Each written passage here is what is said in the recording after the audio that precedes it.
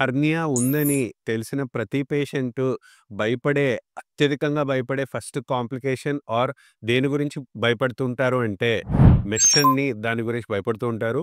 అసలు ఈ మెష్ అనేది ఏంటి? బాడీలో ఎందుకు పెట్టుకోవాలి? పెట్టుకుంటే ఏమన్నా సైడ్ ఎఫెక్ట్స్ ఉంటాయా? అండ్ దానివల్ల వచ్చే కాంప్లికేషన్స్ ఏంటి అనేది ఈ వీడియోలో క్లుప్తంగా చెప్పుకుందాం.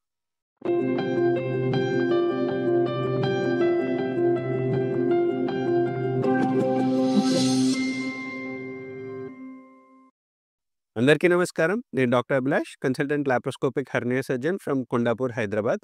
ఈ వీడియోలో అసలు మనం హెర్నియా సర్జరీలో అసలు ఈ మెష్ అనేది ఎందుకు పెట్టుకోవాలి అనే దాని గురించి, అసలు దాని హిస్టరీ గురించి, దాని కాంప్లికేషన్స్ గురించి, పేషెంట్ భయాలన్నీ తీరేలా చిన్న డిస్కషన్ పెట్టుకుందాం. ఫస్ట్ ఆఫ్ ఆల్ మనకు హెర్నియా అంటే ఏంటి అనుకున్నాం. మనకు ఉన్న మజిల్‌లో ఎక్కడన్నా హోల్ పడి లోపల ఉన్న కడుపులో ఉన్న పేగులు గానీ, పేగుల పైన ఉన్న కొవ్వు గానీ ఈ మజిల్‌లో ఏర్పడిన హోల్ ద్వారా బయటికి రావాలి అనుకుంటే మనం దాన్నే హెర్నియా అనుకున్నాం. సో, హెర్నియా అనేది ఇప్పుడిప్పుడు ఉన్న జబ్బు కాదు. ఎప్పుడో భూమి పుట్ట కాలం నుంచి ఫస్ట్ నుంచి మనకు హెర్నియా అనేది తరచుగా వచ్చేదే. సో, దానికి పరంగా ఫస్ట్‌లో కొత్తగా సర్జరీలు చేసే టైంలో అప్పుడేం చేసేవాళ్ళు, కండలో ఏదైతే గ్యాప్ పడిందో గ్యాప్‌ని కండల్లోనే కుట్లు వేసేసి దాన్ని సరి చేసేవాళ్ళు. కానీ దానివల్ల ఏమైంది? ఏ విధంగా అయితే ఒక బట్టలు చినిగినప్పుడు జస్ట్ కుట్లేస్తే అవి మళ్ళీ తెగే ఛాన్సెస్ ఏ విధంగా ఉంటాయో, అదే విధంగా కండరాల్లో ఉన్న గ్యాప్‌ని జస్ట్ కుట్ల ద్వారా క్లోజ్ చేస్తే ఆ కుట్లు తెగిపోయి సర్జరీ ఫెయిల్ అయ్యేది.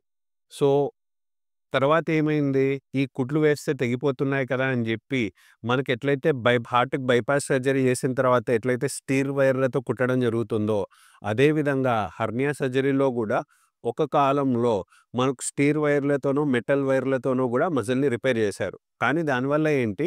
మామూలు కుట్లు అయితే సాఫ్ట్‌గా, మెత్తగా ఉంటాయి కాబట్టి పేషెంట్‌కి ఏం సెన్సేషన్ ఉండదు గానీ, ఎప్పుడైతే ఈ మెటల్ వైర్‌లో, స్టీల్ వైర్‌లతో కుట్టడం జరిగిందో, అది పేషెంట్‌కి గుచ్చుకున్నట్టు ఉండడము అండ్ ఆ ఫారిన్ బాడీ సెన్సేషన్ గానీ ఆర్ బరువుగా ఉండడం, ఇబ్బందిగా ఉండడం వల్ల పేషెంట్ సరిగ్గా ఆ మెటల్ వైర్‌లను తట్టుకోలేకపోయేవారు. సో, తర్వాతనే చాలా రీసెర్చ్ చేసి 1958లో అంటే 1958లో ఫస్ట్ టైమ్ ఒక మెష్ అనే పదార్థాన్ని కనుక్కోవడం జరిగింది. అండ్ దాన్ని తర్వాత నిదానంగా హెర్నియా సర్జరీలో వాడడం స్టార్ట్ అయింది. స్టార్ట్ అయిన తర్వాత గూడా ఫస్ట్‌లో పాత కాలంలో మనకి అది ఇంకా కంప్లీట్‌లీ అడ్వాన్సెస్ కాని టైంలో మనకు మెష్ వల్ల గూడా కొన్ని కాంప్లికేషన్స్ వచ్చేవి. కానీ తర్వాత ఏజ్ పెరిగే కొద్దీ, గడిచే కొద్దీ మనకు బాగా రిఫైన్‌మెంట్స్ ఉంటాయి. అంటే మెష్ అంటే ఏంటి? మనకు మస్కిటో నెట్ లాగా ఉంటుంది. కానీ దాంట్లో ఫస్ట్‌లో వాడిన పదార్థాల ద్వారా మనకి ప్రతి పేషెంట్‌కి అది సెట్ అయ్యేది కాదు. కానీ మళ్ళీ రీసెర్చ్ చేసి ఇప్పుడు మనకున్న అధునాతన టెక్నాలజీలో రీసెర్చర్స్ అన్నీ ఫినిష్ చేసిన తర్వాత ఇదే మెష్‌ని ఒక 20 ఇయర్స్, 30 ఇయర్స్ రీసెర్చ్‌లో పేషెంట్స్ పైన వాడి ఎవరికైతే సైడ్ ఎఫెక్ట్స్ లేవు అని తేలిందో ఆ మెష్‌నే ఇప్పుడు మనకు మార్కెట్‌లో రిలీజ్ చేయడం జరిగింది. సో, ఇప్పుడు మనకు ఉన్న మెష్‌వన్నీ మెయిన్‌లీ పాలిఎస్టర్ ఆర్ పాలీప్రొపిలీన్ అనే మెటీరియల్‌తో జరుగుతుంది. అండ్ ఈ మెష్‌లు ఇప్పుడు మనకు ప్రస్తుతానికి మార్కెట్‌లో ఉన్న మెష్‌లన్నీ కూడా ఎఫ్‌డీఏ అప్రూవ్డ్ అంటాం. అంటే మనకు ఇది ఒక అథారిటైజింగ్ బాడీ. మనకు ఏది మార్కెట్‌లో హెల్త్ పరంగా వాడాలి లేదే అనేది ఎఫ్‌డీఏ అప్రూవల్ లేనిదే మనకు ఏది వాలిడ్ అప్రూవ్డ్ కాదు అన్నట్టు. ఈ మెష్‌లో కూడా మనకు రకరకాలు ఉంటాయి. మెయిన్ కాంపోజిషన్ ఉండేది ఇదే అయినా మనకు తయారీలో మనకు ఫ్లాట్ మెష్ అంటాం, 3 మెష్ అంటాం, డ్యూయల్ మెష్ అంటాం ఇవన్నీ గూడా ఉన్నాయి. అండ్ కొన్ని స్పెషల్ కేసెస్‌లో మాత్రము అబ్జార్బబుల్ మెష్ అంటాం. అంటే జనరల్లీ మనం పెట్టుకునే ఈ పాలిఎస్టర్ గానీ, పాలీప్రొపిలీన్ మెష్‌లన్నీ గానీ వన్స్ బాడీలో పెట్టుకున్న తర్వాత మనకు లైఫ్ లాంగ్ ఉంటాయి కానీ, ఈ అబ్జార్బబుల్ మెష్ రోల్ మాత్రం చాలా లిమిటెడ్‌గా ఉంటుంది. ఇవి నార్మల్ హెర్నియాస్‌లో మనం అబ్జార్బబుల్ మెష్ వాడము. ఎందుకు అంటే మనకు కండరాలకిచ్చే బలం అనేది లైఫ్ లాంగ్ ఉంటేనే మళ్ళీ మనకి ఇంకొకసారి హెర్నియా రాకుండా ఉంటుంది. సో, మనకు లైఫ్ లాంగ్ ఆ కండరాలకు బలం రావాలి అంటే మనం పెట్టుకునే మెష్ కూడా లైఫ్ లాంగ్ కరిగిపోకుండా బాడీలో ఉంటేనే మనకు సెట్ అయిపోతుంది. సో, అందుకే ఇప్పుడున్న కాలంలో మనం వాడే మెష్‌లన్నీ కూడా నాన్ అబ్జార్బబుల్ అంటాం. అంటే కరిగిపోనివి. బట్ కండరాల్లో పెట్టుకున్న తర్వాత కండరాలతో పాటు అది నిమగ్నం అయిపోతుందే తప్ప కరిగిపోవడం అనేది జరగదు. ఈ అబ్జార్బబుల్ మెషెస్ అనేది ఎప్పుడు వాడతారు? ఎందుకు వాడతారు? అని చూసుకున్నట్లయితే కొన్ని స్పెషల్ సిట్యుయేషన్స్ ఉంటాయి. అంటే మనం హెర్నియాలో మన మిగతా వీడియోస్‌లో గూడా చెప్పుకున్నాం. హెర్నియాలో మెష్ పెట్టుకునేటప్పుడు గానీ ఆర్ ఆ విషయానికొస్తే బాడీలో ఏ ఫారిన్ బాడీ పెట్టినా అంటే కంట్లో శుక్లానికి లెన్స్ పెట్టాలన్నా, ఆర్ హార్ట్‌లో స్టంట్ ఎయ్యాలన్నా, ఆర్ మోకాళ్ళ మార్పిడి చేసేటప్పుడు ఇంప్లాంట్స్ పెట్టాలన్నా, అంటే బాడీలో నుంచి బయట నుంచి ఏదన్నా బాడీ లోపలికి పెట్టుకునేటప్పుడు ఎట్టి పరిస్థితిలో ఇన్ఫెక్షన్ కాకుండా చూసుకోవాలి. ఎందుకు? ఒకసారి ఇన్ఫెక్షన్ అయితే ఆ పెట్టుకున్న బయట నుంచి పెట్టుకున్న దాన్ని తీసేంత వరకు ఆ ఇన్ఫెక్షన్ సరిచేసే ఆప్షన్ లేదు కాబట్టి. ఈ మెష్ గాని, ఈ బయట నుంచి పెట్టుకునే ఇంప్లాంట్స్‌లో ఎప్పుడైనా ఇన్ఫెక్షన్ గాని, క్రిములు గాని ఉంటే మనం ఎన్ని కోట్లు పెట్టి యాంటీబయాటిక్‌లు వాడినా ఎటువంటి ఉపయోగం ఉండదు. ఎందుకంటే అది మన బాడీ పార్ట్ కాదు కాబట్టి మన రక్తంలో కలవదు.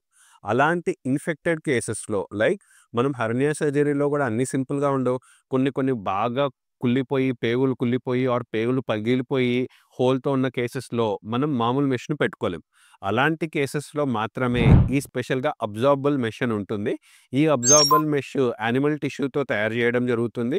అండ్ ఈ యానిమల్ టిష్యూతో తయారు చేసిన ఈ అబ్జార్బబుల్ మెషెస్ మాత్రము బాడీలో పెట్టుకున్న తర్వాత అవి కొన్ని రోజులకి కరిగిపోవాలి. ఎందుకు అంటే అది ఎక్కువ రోజుల వరకు ఉన్నా కూడా మన ఇన్ఫెక్షన్ వల్ల మనకు ఆ మెష్ ఇన్ఫెక్షన్ వన్స్ అయితే జీవితాంతం ఇన్ఫెక్షన్‌లు ఉంటాయి కాబట్టి ఈ అబ్జార్బబుల్ మెష్ అనేది కేవలం ఇన్ఫెక్టెడ్ కండిషన్స్‌లో మాత్రమే పెట్టుకోవడం జరుగుతుంది.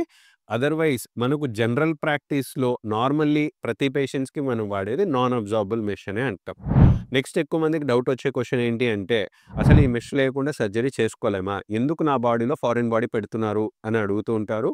సో, దీనికి చిన్న సింపుల్ ఉదాహరణ పెట్టుకుందాం. సపోజ్ నాకే ఒక టైలర్ దగ్గరికెళ్ళాను. ఇప్పుడు నేను ప్రస్తుతానికి ఒక 80, 85 కేజీస్ ఉంటే టైలర్ దగ్గరికెళ్తే ఈ షర్ట్ కుట్టడం జరిగింది. అండ్ షర్ట్ కూడా కంఫర్టబుల్‌గా, లూజ్‌గా మూవ్‌మెంట్స్ అన్నీ ఫ్రీగా అయ్యేటట్లు కుట్టడం జరిగింది. సపోజ్ నేను గనుక 80 కేజీస్ నుండి 120 కేజీస్ అయ్యాను. అప్పుడు ఇదే షర్ట్ ఏసుకొని ఇలా అంటే ఏమవుతుంది? ఎలా అయితే ఇక్కడున్న బటన్స్ తెగిపోయే ఛాన్సెస్ ఉంటాయో, సేమ్ థింగ్ హెర్నియాలో గూడా వర్తిస్తుంది.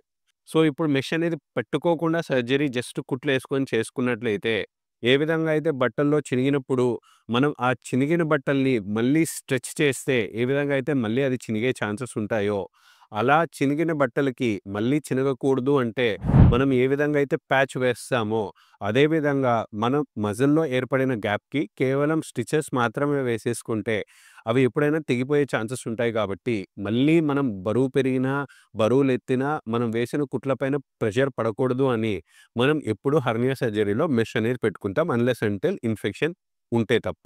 నెక్స్ట్ మెష్‌లో వచ్చే రకాలు ఏంటి? ఆర్ దాంట్లో టైప్స్ ఏంటి? స్పెషాలిటీస్ ఏమన్నా ఉంటాయా అంటే, మనకు ఇందాకే చెప్పుకున్నట్టు మెష్ అనేది మనకు చాలా ఇయర్స్ నుంచే రీసెర్చ్ అవుతుంది కాబట్టి, కొత్త కొత్త టెక్నాలజీస్ అనేవి ఈ రీసెర్చ్ అనేది జరుగుతూనే ఉంటుంది మెష్ విషయంలో. ఏం టెక్నాలజీస్ అంటే, మనకు ఫస్ట్‌లో వాడిన మెష్ అనేది బాగా బలంగా, లావుగా, మందంగా ఉండేది. బట్ ఇప్పుడిప్పుడు వస్తున్న మెష్‌లన్నీ కూడా మనకు అదే బలంతో కూడుకుంటాయి. బట్ చాలా లైట్ వెయిట్‌తో అసలు పేషెంట్‌కి ఉందా? లేదా? అనే ఫీలింగ్‌తో తయారవుతాయి. ఎందుకంటే మనకు ఫస్ట్ ఒక 30 ఇయర్స్ ముందు ఏర్పడిన మెష్‌లన్నీ మనకు అది స్ట్రక్చర్ పరంగా గాని, టెక్స్చర్ పరంగా గాని కొంచెం పేషెంట్‌కి ఏదో ఉన్నట్టు, బరువుగా ఉన్నట్టు అట్లా ఉండేది. కానీ రీసెర్చ్ అంతా ఇప్పుడు ఏ విధంగా జరిగిందంటే అసలు పేషెంట్‌కి ఎటువంటి ఫీలింగ్ లేకుండా, అసలు ఉందా? లేదా? అన్నంత లైట్ వెయిట్‌గా, లైట్ వెయిటే కానీ అట్ ద సేమ్ టైమ్ బలంగా గూడా ఉండేంత మెషెస్ అనేవి మనకొచ్చేసాయి. ఇంకా టైప్స్ ఆఫ్ మెషెస్ వరకు చూసుకుంటే మనకు ఇంగ్వైనల్ హెర్నియాలో వాడే మెష్ ఒక రకంగా ఉంటుంది. అండ్ బొడ్డు దగ్గర వచ్చే హెర్నియాస్ ఒక రకంగా ఉంటుంది. అంటే గజ్జల్లో వాడే గజ్జల్లో వచ్చే హెర్నియాలో మనం వాడే మెష్ ఒక రకమైతే, కడుపులో వచ్చే హెర్నియాస్ అంటే అబ్డామెన్‌లో వచ్చే హెర్నియాస్ వరకు మనకు వెంట్రల్ హెర్నియాస్ అంటాం. వాటి వరకు మనం సెపరేట్ మెష్ పెట్టుకోవాలి. సెపరేట్ స్పెషల్ మెష్ అంటే ఏంటి అని చూసుకుంటే, మనకు ఎప్పుడైనా మెష్ అనేది పెట్టేటప్పుడు, మనకు కడుపు లోపలున్న పేగులకి అతుక్కోకుండా చూసుకునేలా మనం మెష్ అనేది పెట్టుకోవాలి. ఇన్ కేస్ అతుక్కునే ఛాన్సెస్ ఉన్నాయి అన్నప్పుడు, ఆ మెష్‌లోనే ఒక సెపరేట్ కోటింగ్ అనేది వస్తూ ఉంటుంది. ఈ ముందర భాగంలో వచ్చే హెర్నియాస్‌కి. గజ్జల్లో వచ్చే హెర్నియాకి మనకట్లా స్పెషల్ కోటింగ్ ఉన్న మెష్ అవసరం లేదు గానీ, బొడ్డు దగ్గర గానీ, బొడ్డుకి పైన, కింద వచ్చే హెర్నియాల్లో మాత్రము మనకు ఆ స్పెషల్ కోటింగ్ ఉన్న మెష్‌ని పెట్టుకోవడం జరుగుతుంది. సో దట్ పేగులతో ఆ మెష్ అనేది కాంటాక్ట్‌గా రాకుండా. సో, ఈ వీడియో ద్వారా మీకు అసలు మెష్ అంటే ఏంటి? మెష్ పెట్టుకోవాల్సిన అవసరం ఏంటి? మెష్ వల్ల ఎటువంటి సైడ్ ఎఫెక్ట్స్ రావచ్చు అని మీకు కొంచెమన్నా అర్థమైందని ఆశిస్తున్నాము. మీలో గనుక ఎవరికైనా ఆల్రెడీ హెర్నియా ఉంది. ఫర్దర్ ఇంకేమన్నా డౌట్స్ ఉన్నాయి హెర్నియా సర్జరీ గురించి, లాప్రోస్కోపీ సర్జరీ చేసుకోవాలి అనుకుంటున్నారు అయినట్లయితే, మీ డౌట్స్‌ని కిందున్న హెల్ప్ లైన్‌లో మీరు కాంటాక్ట్ చేసి తీర్చుకోగలరు. Thank you.